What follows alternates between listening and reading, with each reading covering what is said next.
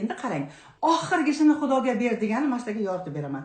Biz bilimsizlik orqasidan oxirgisini Xudoga ber deganda biz o'ylaymizki, shu oxirgi pulimizga ozgina osh qilib, domlani, mullani chaqirib, mahallan qariyalarni chaqirib, pashtaga yedirib olsam, men Xudoga berdim deb o'ylaymiz. Mana shu joyda bu xatolik. Yo'q, ular Xudo emas-ku.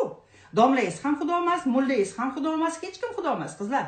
Bu yerda bitta Xudo degan olam bor va o'shani bitta bo'lagi siz bilan biz. Oxirgisini Xudoga ber degani, oxirgisini o'zingga ber degani.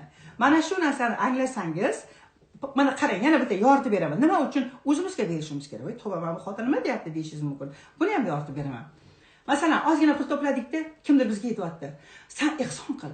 Sen bersang senga Xudo uyib to'kib beradi dedi. Oxirgisini bolalarimizni og'zidan yulib oldikda, biz mana shunday bir ehson qildikda, bir xudoy qildik, domlalarni chaqirdik, qariyalarni chaqirdik, yedi, yana o'qigan, bir nima o'qigan uchun pul beramiz-ku, tekin o'qimaydi, kstati. O'shalarga patnis taqdirib beramiz, bir nimalar beramiz, bel bog'ib beramiz, chopon beramiz, olib ketadi, ko'tarib o'shani hammasini. Biz o'ylaymizki, Xudoga berdik deb o'ylaymiz, kutib o'tiramiz keyin. Bizga qachon berar ekan Xudo? Ichimizda, ya'ni bizda mana shunaqa bo'ladi. Men senga, sen menga. Mana shunaqa dedi-ku, ehson qilsang menga Alloh beradi dedi-ku. Biz kutib o'tiramiz. Nima uchun biz o'sha ehsonimizni qanchalik rozimiz deganimizda biz rozi bo'lmaymiz? Aytaymi nimaga? Bizning faqrimiz to'lmagan, bizning stakanimiz to'lmagan, biz yarimmiz.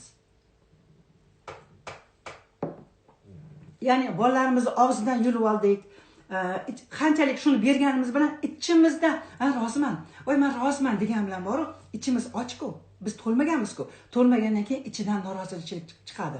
Mana shu pulga gazga to'lasam bo'lardi. Mana shu pulni bolam oyog'iga olib bersam bo'lardi. Mana shu pulni anta bir dori olib ichsam bo'lardi. Deydiganlar kam deysizmi, qizlar? Rosa ko'p.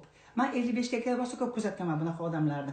Mana shunday o'zini og'zidan yirib unga beradi-da, Xudoga berdim deb o'ylaydi-da u.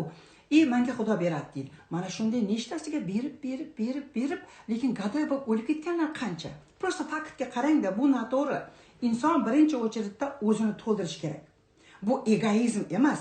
Egoizm bu, mana qarang, o'zingga berish kerak desa ko'pchilik bu egoizm-ku deydi. Yo'q, egoizm degani bu kimnidir sen xohlaganday o'zgartmoqchi bo'lasan-ku. Men aytganim bo'ladi. Men xohlaganday kiyinasan, men xohlaganday yurasan, men aytsam borasan, aytmasam bormaysan deb kimnidir upravlayat qilmoqchi bo'lasiz-ku. Mana shu egoizm. Atak o'zingizga berganingiz bu egoizm emas. O'zingizga berganingiz bu Xudoga berganingiz. Siz rozi, Xudo rozi. Mana shuni deviz qilib yozib oling-da. Mana shunaqa bo'ladi hayotingiz. Men shunday yashayman, qizlar.